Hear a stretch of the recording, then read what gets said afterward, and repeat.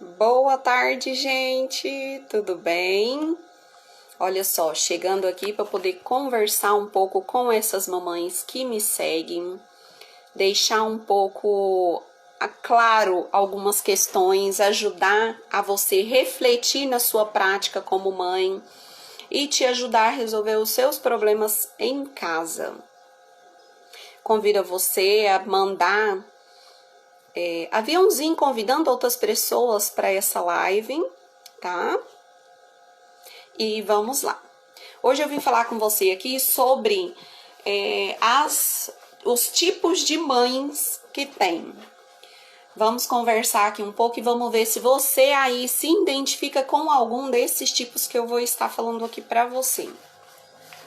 Gente, para iniciar, eu já queria deixar bem claro, não existe uma fórmula pronta, acabada como mãe e não existe uma receitinha que se você seguir vai dar tudo certo, tudo bem, felizes para sempre, não existe.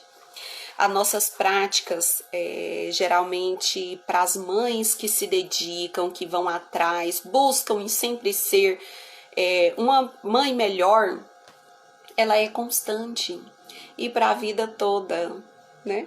Até porque, gente, os nossos filhos crescem. E quando eles crescem, muda as fases, muda os gostos, muda os problemas, muda tudo. Hoje eu vim falar com vocês sobre 5 tipos de mães. 5 tipos de mães que geralmente a gente mais enxerga, observa as suas práticas no dia a dia. Uma dessas mães é a mãe retrospectiva. Opa, quase não saiu o nome. É a mãe retrospectiva. O que seria essa mãe retrospectiva?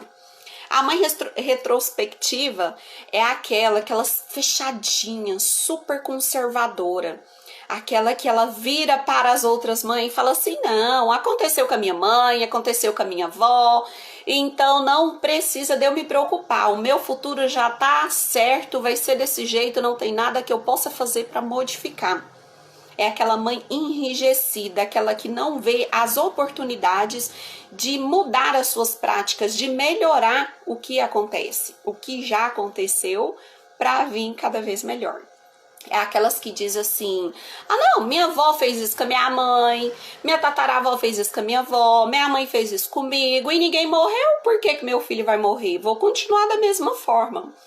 Inclusive, tem até uma metáfora de uma família que vai fazer um peixe numa frigideira e aí elas têm o hábito de cortar o peixe para poder fazer, ao invés de fazer ele inteiro.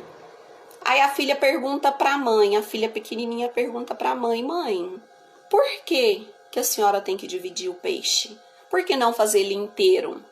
Ai, não sei, eu aprendi assim, a minha mãe me ensinou assim, é assim que eu sempre fiz, nunca fiz diferente. Aí vai a mãe, toda confusa, né, ficou intrigada com aquela pergunta da filha, pergunta para a mãe dela, mãe, por que mesmo a senhora me ensinou cortar o peixe? Por que não fazê-lo inteiro? Aí a mãe intrigada, a avó da pequenininha, né, falou assim, eu aprendi assim com a minha mãe, então assim eu repassei para você. Também não sei o porquê. Lá se foi a avó da menina perguntar para a mãe dela, que seria a Bisa. Bisa, por que me ensinou cortar o peixe na hora de fazer? E não porque fazer ele inteiro? Uai, não sei, eu aprendi assim, eu passei assim para você. Vamos para a tataravó tirar essa dúvida? Chegaram todas elas lá. E aí, vó, por que a senhora ensinou a mãe, a avó, a filha, a neta, tudo cortar o peixe para ser feito na hora, na frigideira? E não simplesmente fazer ele inteiro. Por que não fazer ele inteiro? Aí a Tatara simplesmente falou assim, porque naquela época eu não tinha uma frigideira tão grande que coubesse o peixe inteiro, então eu recortava. Percebem? Metáfora a gente não se explica, né? Mas reflete aí você, na sua prática, como mãe, como profissional, como pessoa? Você está reproduzindo sem saber o porquê ou não? Você reflete nas suas ações, indaga a si mesmo, para depois você decidir o que fazer. É algo a se pensar, depois você me conta aqui.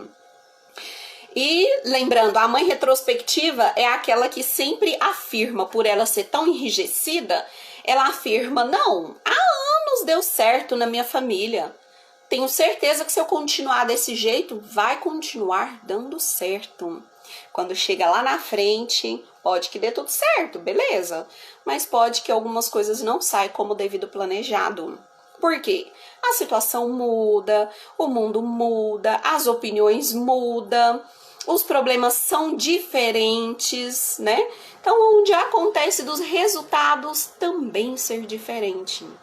Então, vamos pensar um pouco nessa prática sobre ser essa mãe enrijecida. Lembra do peixe e da frigideira? O outro modelo de mãe é aquela mãe bolha de sabão. Alguém já ouviu falar nessa mãe? É muito interessante, gente. Olha, a mãe bolha de sabão é aquela mãe hiperprotetora. É aquela mãe que protege o filho de uma certa forma que o filho não consegue ter suas próprias experiências. Ele não consegue andar com as suas próprias pernas, mesmo sendo criança. Ah, como que eu vou deixar uma criança andar com as suas próprias pernas? Dando autonomia. Olha, essa caixa vai ser guardada os brinquedos, então você tem a obrigação de colocar eles ali. A mãe bolha de sabão é aquela mãe que acredita que tudo que o filho vai fazer é perigoso. Ah, não sobe aqui porque você vai cair. Ah, não faz isso porque senão corre o risco disso. Ela sempre olha o lado de riscos. Ela não olha o lado que faz parte do desenvolvimento da criança. Faz parte do desenvolvimento da criança lidar com algumas coisas meio arriscadas, umas coisinhas novas. O que acontece? Ela evita ao máximo que a criança realize esse tipo de atividade. Ela tira tudo do alcance da criança, ela evita que a criança tenha uma atitude mais agitada de subir, de pular, de correr. Se vai correr, não corra, senão você vai cair, vai machucar. Se vai brincar de escorregar, não escorregue, senão você vai machucar. Tudo para ela é perigoso. Como correr, pular, subir, organizar, arrumar sua própria bagunça. Ela fala, ai, coitadinho, ele tá cansado, as perninhas dele é tão pequenininho, então não vamos pôr ele para guardar as coisas, não. Deixa ele bagunçar, dormir o soninho dele da beleza, que depois eu vou lá e arrumo tudo, tá tudo certo. Porém, o que acontece? A mãe não enxerga, essa mãe bolha de sabão, ela não enxerga que no futuro, essa bolha que ela está fazendo para o seu filho, essa bolha pode estourar. Essa bolha vai estourar. Ela querendo ou não, essa bolha vai estourar. Ao acontecer dessa bolha se romper, a criança vai se sentir completamente insegura, num terreno pouco explorado e que ela não vai saber lidar com as suas próprias emoções, com as suas atitudes, não vai saber enfrentar os seus desafios, não vai ter autonomia para correr atrás dos seus objetivos. Dessa forma, a mãe vai estar criando uma criança totalmente insegura. Aí os prejuízos, gente, são inúmeros. A próxima mãe é a mãe artista. Alguém já ouviu falar nessa mãe? É a mãe artista. O que seria essa mãe artista? A mãe que pinta telas? A mãe que pinta o set? Não. Por mais que é mãe artista, mas é a mãe que acredita que tudo que os filhos faz é uma obra de arte. Ai, é coisa de Deus. A criança nem sabe conversar direito e manda aos familiares de tomar lá naquele lugar, e a mãe fala, ai, que bonitinho. Ele já sabe mandar, falar até palavrão. A criança tem a mãozinha desse tamanhozinho, outra hora até um pouquinho maior. A criança vai lá e aponta o dedo do meio, indicando um palavreado. O que a mãe fala? Olha, que danadinho. Você já aprendeu a colocar dedo? Ai, mas que fofinho, olha o tamanhozinho do dedinho dele. Quantas de nós já não ouvimos isso? Quantas de nós já não passamos por situações parecidas? Ou dentro de casa, ou na casa de um familiar, ou na casa de amigos. É aquela mãe que o filho aponta a língua e ela fala, gente, olha que fofinho. Ah, não, guarda essa língua, meu filho, não faz isso perto dos outros. Não, leva tudo como se fosse uma coisa mais linda do mundo. Tudo bem, gente, que quando é criancinha tem um certo grau de fofura, né? Tem um certo grau de fofura, de bonitinho, mas e depois que crescer? Como vai tirar essa prática que você alimentou e ensinou para a criança que é correto? E depois para tirar? Aí é uma luta. É muito mais difícil. Então vamos pensar um pouco antes na nossa prática, antes que depois a gente tenha que pensar em como revertê-la. É muito mais fácil você se prevenir. É aquela mãe, a mãe artista, gente, é aquela mãe que tem o hábito de beijar na boquinha da criança, tem o hábito de beijar nos órgãos genitais. Para quem nunca viu essa tipo de cena, vai achar um cúmulo. Nossa, Simone, você tá falando um trem desse? Quando que uma mãe vai beijar no órgão genital? Gente, eu não sei vocês, mas pelo menos os meus familiares, principalmente os mais antigos, têm como esse hábito. Ok, se tem, cada um decide a prática a adotar. Porém, existe um perigo por trás de cada prática que nós adotamos. Quando são práticas positivas, existe algo positivo, né? Mas quando são práticas negativas, existe também perigos grandes. Ao adotar essa prática de beijar nos genitais, de beijar na boquinha, de brincar, de fazer carinho dando um tapa, você vai estar informando a criança que aquilo ali é natural. Que se outra pessoa vir pegar no órgão genital, é um carinho aceitável. Eles não olham, a criança em si, não olham como algo errado. Por quê? Porque ela aprendeu dentro de casa que era algo certo. Ah, minha mãe beijava meu órgão genital, minha mãe beijava na minha boquinha. Eu não sei se você já ouviu essa expressão. Ai, dá um pozinho pra vovó cheirar. Dá um pozinho pra titia cheirar. Ia lá e pegava no órgão genital. Principalmente no dos meninos. Então, a mãe artista é aquela que acredita que tudo isso é comum. Que não existe nenhum perigo por trás dessa prática. E, na verdade, gente, o perigo está aí. E grande. Muito grande. E um deles é nada mais, nada menos do que depois a sua criança, o seu filho sofrer algum abuso sexual e você nem descobrir. Só ver os efeitos catastróficos que acontecem. Vamos pensar um pouco antes de adotar essas práticas que não vai ter um resultado satisfatório. Fica a minha dica. A outra mãe que nós vamos falar aqui é a mãe intelectual. Ah, o que é a mãe intelectual? É aquela mãe super antenada à tecnologia? Não, não, não, não, não. A mãe intelectual é aquela que acredita que seu filho já sabe de tudo. É aquela que ela deduz aqui e acredita, pronto, meu filho já sabe de tudo. O que eu quero que ele faz, ele tem que ir lá e fazer bem feito. Porque ela é intelectual, ela acha que tá tudo aqui no intelecto dela, ela acredita que o filho dela vai reproduzir. Porém, ela esquece que ela deve ensinar. Ensinar 1, 2, 3, 4, 5 mil, quantas vezes for necessário até a criança aprender. É fácil? Não. Eu sou mãe também. E sei que não é fácil, por isso que eu já estou te falando que não é fácil. Não entre achando que é fácil, porque não é. Então, em situações comuns, como obrigações a ser realizada, a mãe acredita que o filho já sabe. Poxa, eu te ensinei uma vez como você tem que arrumar sua cama, vai lá e faz. Fim. Aí o filho vai lá e arruma do jeitinho dele, a mãe já vem com a crítica. Não, mas você não fez do jeito que deveria ser feito. Mas você, mãe, vamos repensar a sua prática? Você ensinou? Você mostrou? quantas vezes for necessário, até que a criança absorva aquele conhecimento, enxergue a necessidade de ver aquela cama organizada, para depois você ir lá e cobrar.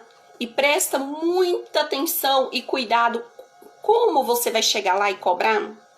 Tudo isso tem que ser bem analisado. O que acontece que a gente mais chega até mais a gente? Ah, não, as mães geralmente falam assim: ah, não, eu prefiro eu mesma ir lá e pegar e fazer. Porque não vai fazer do jeito que eu quero, então não quero que faça. Deixa que eu mesmo vou fazer. Tirando a autonomia da criança. Quando você tira a autonomia da criança, você está impedindo que a criança desenvolva. Que a criança ela passe para o próximo nível, que ela possa desenvolver suas habilidades, suas competências, suas responsabilidades. E se ela não aprender isso na infância, ela dificilmente vai aprender na fase adulta. Percebe a importância e a gravidade? Gente, tudo tá na infância. E não sou eu que digo, viu? Tudo tá na infância. Se você não cuidar de ensinar, se empenhar enquanto a criança é criança, até os 7 anos de idade, a criança ela tá formando ali a sua personalidade. Então você tem esse período para você se dedicar, se empenhar. E depois dos 7 anos a criança não vai aprender? Vai aprender. Só que até 7 anos é a personalidade. Porém, a rotina, a disciplina tem que ser constante.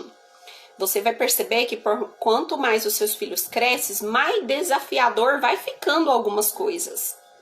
E mais difícil, né?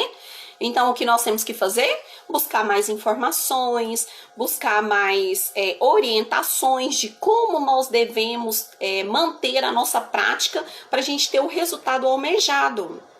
Aquilo que você fala assim, não quero fazer agora, deixa para depois. Esse depois vai se tornando cada vez mais depois, vai ficando mais sério. Quando você vê que não, seu filho já cresceu, já tá vivendo a vida dele.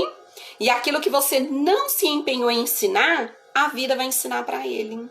Só que a vida, gente, não é como a mãe que vai lá e ensina com carinho, com amor, com apego. Ela ensina 1, 2 mil, 5 mil vezes até a criança aprender. A vida não. A vida vai lá e dá uma rasteira. E nessas rasteiras acontece de muita gente cair doente e não conseguir depois levantar. O outro tipo de mãe, gente, é a mãe avião. O que seria a mãe avião? Aquela gostosona toda turbinada, cheia de silicone? Não. Por mais que o nome pareça, mas não é. A mãe avião é aquela que tudo pode. Tudo pode. Desde que não tire a minha paz. Não tira a minha paz, não. Você pode? Pode. Pode o quê? Você pode ficar na televisão até tarde? Pode. Você pode mexer no celular a qualquer hora do dia? Pode. Você pode comer o que você quiser? Pode. Simone, mas eu não tenho que ser assim, porque se eu ficar falando não, eu não vou estar mostrando pro meu filho que tudo é não, vou estar programando a mente dele com o não. O que eu recomendo, gente, é você fazer acordos, você manter rotinas, estabeleça um horário. Olha, você pode assistir até tal hora, passou dessa tal hora, não mais. Se você não cumprir, você terá consequências. Se você ensinar para seu filho, sua filha, que tudo que ele faz tem uma recompensa e uma consequência, será muito mais fácil dele conseguir depois, na fase adulta, lidar com seus próprios problemas, porque ele já aprendeu desde a infância. Se eu não fizer isso, eu vou ter consequências. Opa, então pera aí, deixa eu voltar lá na minha lista, deixa eu voltar lá o que a mamãe acordou comigo para que eu faça direitinho. E questão de comida? Simone, mas aí meu filho não pode comer qualquer coisa? Uma bobeirinha é tão bom, por que não pode? Faz bem demais pra saúde. De vez em quando, não mata não. Pode, gente, pode sim. Inclusive, toda casa tem suas dificuldades, a minha também. O que acontece? Você tem que fazer acordos. A Kelly até falou, aqui em casa tem horários principalmente pro celular. Parabéns, Kelly, porque é um desafio, ainda mais nessa era que nós estamos, né? Tudo é tecnologia. Se você quer aprender a cozinhar, você vai pro celular. Se você quer aprender lidar com certas situações, você vai pro celular. Se você quer ter uma reunião, vai pro celular. Tudo é no celular. Não tem como a gente evitar, tem como a gente manter um controle. Esse controle vai ser desgastante? Vai. Esse controle vai tirar sua paz? Vai. Esse controle vai te requer um pouco mais de dedicação? Vai.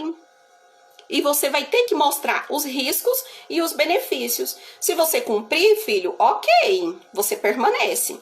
Se não cumprir, o certo é de nós mães não nos sentirmos culpada e falar assim, ah não, tadinho, só um pouquinho.